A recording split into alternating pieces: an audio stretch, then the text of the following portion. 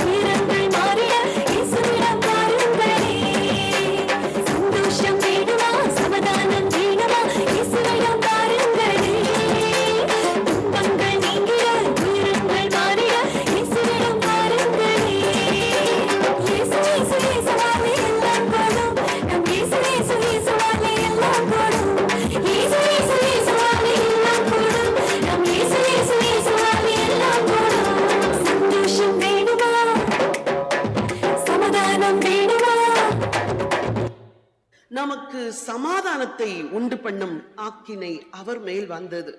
என் அன்புக்குரியவர்களே, இந்த முழு உலகமும் எதை தேடுகிறது என்றால் சமாதானத்தை தான் தேடுகின்றது.